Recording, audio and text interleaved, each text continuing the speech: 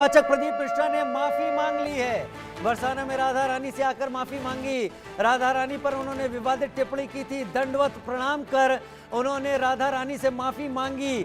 प्रदीप मिश्रा के वो वचन जिसको लेकर उन्होंने राधा रानी के विवाह को लेकर बातें कही थी, राधा रानी के घर को लेकर बातें कही थी, बरसाना को लेकर कहा था कि वो साल में एक बार जाती हैं, बरस में एक बार आना, लिहाजा बरसाना। वो पहुंचे बरसाना। कथावाचक प्रदीप मिश्रा इस वक्त दिख रहे हैं, लोगों के सामने मौजूद हैं। माफी मांगी है राधा रानी से। इससे पहले धर्म पंचायत हुई थी, महापंचायत हुई थी, उसमें कहा गया था कि दंड दिए जाने की तैयारी है। कथावाचक प्रदीप मिश्रा को तस्वीर क्या कहना चाहिए? राधा रानी का दर्शन किया, बरसाने की पवित्र भूमि को प्रणाम किया, नमन किया और महारानी जी से माफी मांगी कि हमारे शब्द से कोई त्रुटि हुई हो तो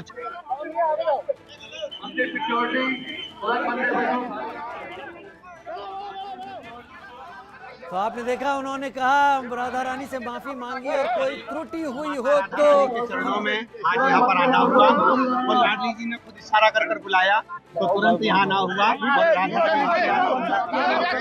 और प्रवासियों के बीच आना हुआ।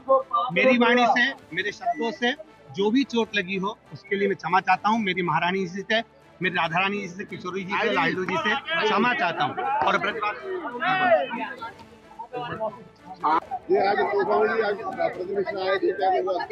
राधा रानी ने उनको सद्बुद्धि दी और जैसे हम लोग चाहते हैं कि नागरिगढ़ के माफी मांगे, साष्टांग दंडवत प्रणाम श्री राधा रानी के आगे उन्होंने करी, नागरिगढ़ी, और बाहर आकर के मीडिया के सामने कहा कि मेरे द्वारा किसी को कोई कष्ट पहुंचा हो उसके लिए मैं क्षमा प्रार्थी हूं, और उनके अंदर सद्भाव दिखा। उन्होंने तरीके से माफी मांगी। राधा रानी के साथ जो उन्होंने गड़बड़ बोला था, उनके चेहरे पे प्रायश्चित दिख रहा था, उनके चेहरे से लग रहा था कि हाँ उन्होंने गलती करी है, लेकिन उन्होंने क्षमा भी बड़े मन से मांगी है। आज के इस जो कुछ हुआ है उसे देख करके हम लोग बड़े प्रसन्न हैं। सब काम राधा रानी की कृपा से हुआ है। आपने उनको माफ कर दिया? हाँ, हमने अपने ऊपर कोई टसल नहीं ली। जो उन्होंने अपराध किया था वो ईश निंदा का अपराध था। हमारी आराध्या राधा रानी के बारे में बोले थे और हमारी शर्त भी यही थी। मान मंदिर सेवा न्यास, धर्म रक्षा संघ, ब्रज तीर्थ देवालय परिषद, सब लोगों का एक ही कहना था कि वो राधा रानी के आगे आकर के क्षमा मांगे। उन्होंने राधा रानी के आगे भी क्षमा मांगी और मीडिया के आगे भी क्षमा मांगी। इससे हम लोग संतुष्ट हैं। आज क्या कुछ रहा? आज जो ब्रजवासियों की मांग थी कि प्रदीप मिश्रा अपनी की हुई गलती की नाक पकड़ के रगड़ के यहाँ क्षमा मांगे, तो आज सभी ब्रजवासियों के समक्ष राधा रानी के सामने लंबी लेट करके और नाक रगड़ करके प्रदीप मिश्रा ने अपनी गलती की माफी मांगी है। और उन्होंने शब्दों में भी कहा है, अपने अनुयायियों को भी कड़ाई से कहा है कि कोई भी हमारे पूज्य आचार्यगण के लिए, कोई ब्रजवासी के लिए किसी प्रकार की कोई भी गलत बातें न करे जिससे कि कोई और विवाद खड़ा हो। आज उन्होंने माफी मांगी है और माफी के साथ में इस पूरी लड़ाई में हमारी मीडिया का बड़ा योगदान रहा है। हम सभी के साथ में ब्रज तीर्थ देवालय न्यास, धर्म रक्षा संघ, मान मंदिर, सभी संतजन, सभी ब्रजवासियों का बड़ा योगदान रहा। माफी मांग ली, लेकिन अभी कुमार स्वामी उन्होंने भी कष्ट को लेकर विवाद दिया, उसके लिए क्या करने जा रहे हैं? कुमार स्वामी के लिए तो इनसे बड़ा करने जा रहे हैं। कल उनका भी यहाँ इंतजाम, जहाँ वो कार्यक्रम करते हैं, उनको शर्म आनी चाहिए। वो कह रहे हैं कि राधा कृष्ण का मंदिर बनाएंगे और राधा कृष्ण के मंदिर साथ भगवान कृष्ण के बारे में इतनी अनर्गल टिप्पणी आज तक पौंड्रक ने भी नहीं की, शिषपाल ने भी नहीं की। वो तो शिषपाल और पौंड्रक से बड़ा है, उसका इंतजाम तो इनसे बड़ा होने जा रहा है। आज प्रदीप मिश्रा ने गलती मानी है, अब उसकी बारी है।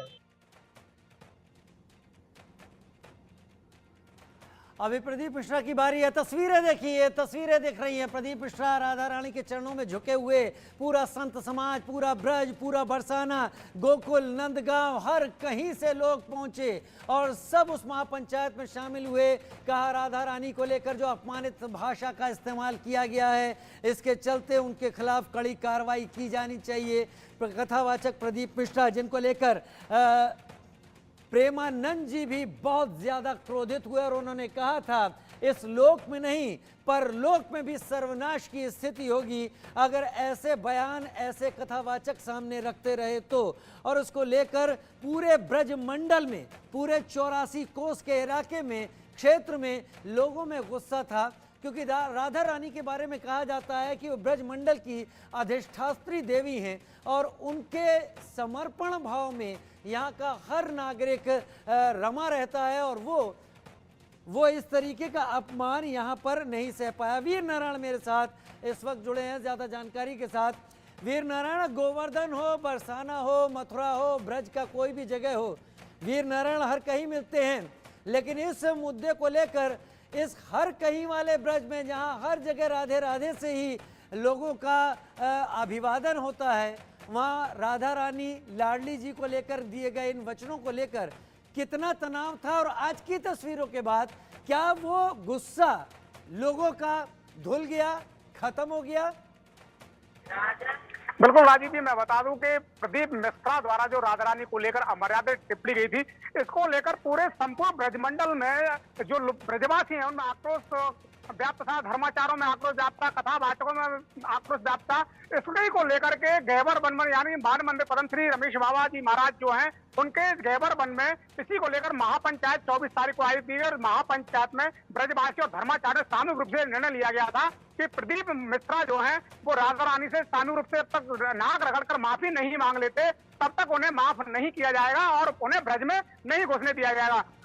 इसी को लेकर के आज प्रदीप मिश्रा जो है वो यहाँ पहुंचे हैं और राधा रानी के समक्ष नाक रगड़कर माफी मांग लिया। तो काफी ब्रजवासी जो है वो काफी उत्साहित हैं। अब मेरे साथ ब्रजवासी हैं, आप देख से बात करते हैं किस तरीके का उत्साह यहाँ ब्रजवासियों में और धर्माचार्यों में देखने को मिल रहा है। जी जी, किस तरीके का प्रदीप मिश्रा ने माफी मांगी? देखो, माफी तो मांगनी थी, ये तो इन्होंने क्या है लेट कर दिया ना। श्री जी बड़ी कृपालु हैं, दयालु हैं। ये जिस तरीका का 24 तारीख को महापंचायत में संतों का, सभी संप्रदाय के संतों का, व्यासों का और गोस्वामियों का, जो प्रमुख मंदिरों के गोसाई आए थे और साधारण जो ब्रजवासी आए थे जिनको हृदय में ठेस पहुंची है, क्योंकि राधा रानी को अपने हृदय में यानी कि लाली मानते हैं, किशोरी कहते हैं, लाडली कहते हैं, उन लाडली के बारे में कही थी। कोई अपनी लाली के बारे में कोई कैसे सुन सकता है? अगर ये प्रदीप जी की कोई बच्ची के बारे में कुछ कहे तो ये भूल जाएंगे, ये पुराण वगैरह सब है। अब तो माफी मांग लिए। माफी नहीं मांगी है, नाक रगड़ करके मांगी है। 5 मिनट तक हमारे पास वीडियो है, आपने भी स्वयं रिकॉर्डिंग करी होगी, चैनल पे चल रही है, रिकॉर्ड नाक रगड़ी है और कान पकड़े हैं। हे राधा रानी, मुझसे बड़ी भूल हुई, मैंने कोई इस तरह का कोई दूसरे तरह खाया होगा जिससे मुझ पर ये अपराध बना, और हाथ जोड़ के अपील करिए आप लोगों के सोशल मीडिया चैनलों के माध्यम से कि कोई इस तरह की मती मारी गई थी मेरी, और इस तरह की कोई टिप्पणी नहीं करे। देखिए, अचानक से ऐसा क्या हुआ? क्योंकि कल तो आपने एफआईआर दर्ज कराई थी, धमकी आपको मिली थी प्रदीप मिश्रा के लोगों से। देखो, जैसी करनी वैसी भरनी। ये आंख दिखा दे तो आंख दिखा के जवाब था इनका, और हमारी पूरी तैयारी थी, इस लेवल पे तैयारी थी कि ये भूल जाते इस पुराण को, ये अपने पुराण में लग जाते कि कैसे मैं जान बचाऊं। जिस तरीका से देश ऑर्गन के खिलाफ एफआईआर हो रही थी, इन्होंने अपने बहुत नजदीकी आदमी, ऐसी सूचना लग रही है कि ऑपरेटर, साउंड ऑपरेटर, उससे धमकी दिलवाई थी। उसकी बरसाना थाना में विधिवत रूप से एफआईआर दर्ज हो गई है। उसका नाम था अंकित, और 3 फोन से आई थी। एक तो आप माफी मांग लिया, माफ कर दिया जाए? देखो, माफ तो श्री जी बड़ी दयालु है। ऐसा सुनने में आता है ब्रजवासियों के कई ग्रंथों में, पुराणों में, कि कंस को भी 6 महीना को वोट डलवा के माफ कर दिया था। तो ये तो क्या नाम है, साधारण सा है। ठाकुर जी की बुराई कोई करे, अभी तो एक है कुमार स्वामी करके कोई व्यक्ति, अब वहां को नंबर है। श्री जी ने याकू तो माफ कर दिया, और हमारा भी जो आज तक क्रोध हो, जो हम यहाँ की तैयारी कर रहे थे या को चारों तरफ घेरने की, वो तो दूर हुआ। अभी कुछ ठेस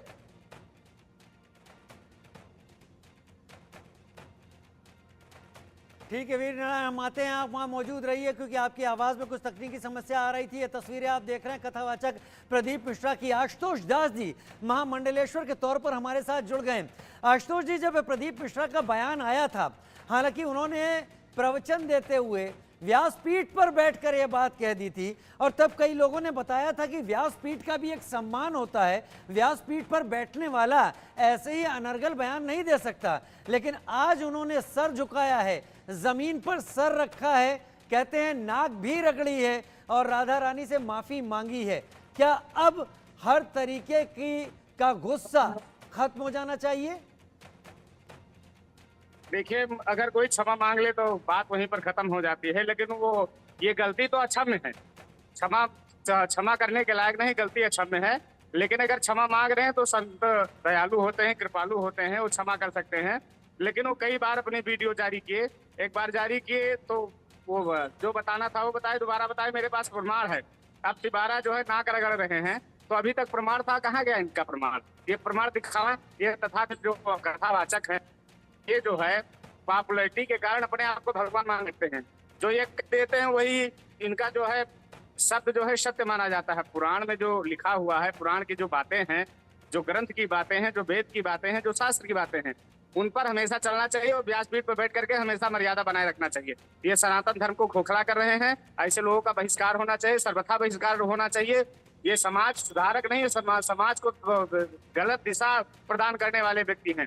जो सनातन धर्म को खोखला कर रहा है, ये अंदर से खोखला कर रहे हैं। ये ऐसा काम नहीं करना चाहिए, ये अक्षम्य है, ये क्षमा करने के लायक नहीं है। बाकी जो संत समाज है, साधु समाज है, जो अखाड़े हैं, जो परंपरा है, वृंदावन के हैं, अयोध्या के हैं, जितने भी साधु समाज के लोग हैं, वो अगर क्षमा करना चाहते हैं तो कर दें। लेकिन मैं तो ये जानता हूँ कि क्षमा करने लायक अपराध नहीं है और ये क्षमा नहीं होना चाहिए, इसका सजा होना चाहिए। मुकदमा दायर हुआ है और जो भी सजा होता है कोर्ट के द्वारा, जो सजा होता है वो सजा होनी चाहिए। उसके बाद में ही इनको जो क्षमा किया जाएगा। महामंडलेश्वर दास साहब, आप दो बातें कह रहे हैं। एक तो आप कह रहे हैं अक्षम्य है, लेकिन आप ये भी कह रहे हैं कि क्षमा मांग ली गई है, लिहाजा संत बड़े दयालु होते हैं, क्षमा भी कर देंगे। लेकिन आप ये भी कह रहे हैं क्षमा नहीं किया जाना चाहिए, FIR हुई है, बहुत कुछ होना चाहिए। इस पर भी आपसे आगे बात करेंगे।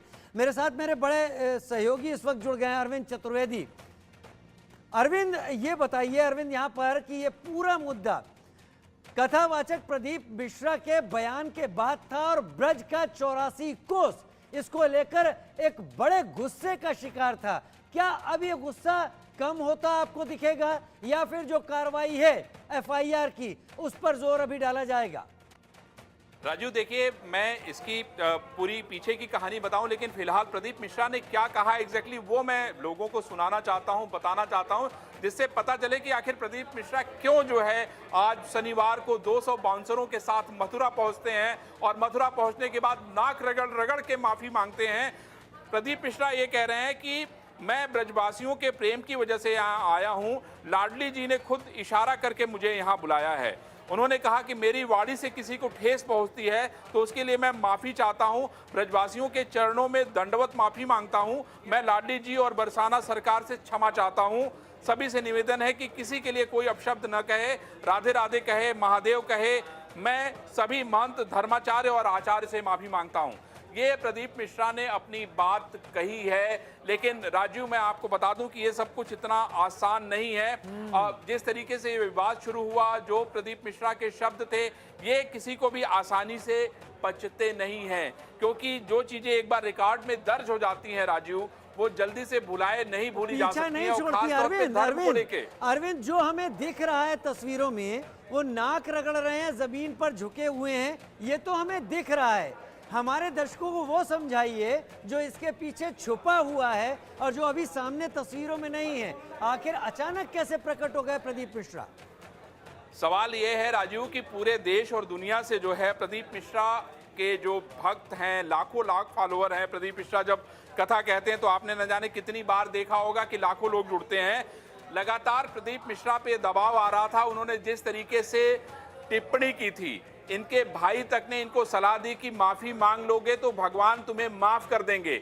आप देख रहे थे कि किस तरीके से मथुरा के साधु संतों से लेके अयोध्या के साधु संत, बनारस और बाकी जगहों के साधु संत भी बेहद नाराज थे। और मैं आपको बता दूं कि इसी का परिणाम है, प्रदीप मिश्रा को लगने लगा कि नहीं, अब मेरे लिए दिक्कतें बढ़ जाएंगी, क्योंकि FIR भी दर्ज हो चुकी थी और FIR अगर दर्ज हो गई है तो आप जानते हैं कि उसमें चार्जशीट भी लगती है। तो ये सारी चीजें इतनी आसान नहीं है, माफी मांग लेने से ये मामला खत्म नहीं हो जाता है। लेकिन ये जरूर कहा जा सकता है कि प्रारंभिक तौर पे प्रदीप मिश्रा ने अपने आप को जनता के सामने इस तरीके से प्रस्तुत किया है कि उन्होंने राधे रानी से, लाडली देवी से माफी मांग ली है। लेकिन ये विवाद अभी खत्म नहीं होगा। जैसा अभी आपने महामंडलेश्वर जी को सुना राजीव, वो कह रहे थे कि ये मामला इतना आसान नहीं है, ये मामला अभी चलेगा। अभी हमें इंतजार करना होगा कि बाकी लोग इस पे क्या रिएक्शन देते हैं। बाकी लोग इस पर क्या रिएक्शन देते हैं अभी इसको भी देखना होगा, क्योंकि अरविंद, प्रेमानंद महाराज को आपने भी सुना होगा, आपने भी देखा होगा, वीर नारायण भी मेरे साथ वैसे जुड़े हुए हैं, लेकिन प्रेमानंद महाराज ने बड़े गुस्से में आते हुए कहा था कि वो यहाँ की अधिष्ठात्री देवी हैं और अगर तुमने इस तरीके के वचनों पर माफी नहीं मांगी तो ये लोग क्या, वो दूसरा लोग क्या, सर्वनाश तय है। और प्रेमानंद महाराज के भी फॉलोअर कम नहीं है।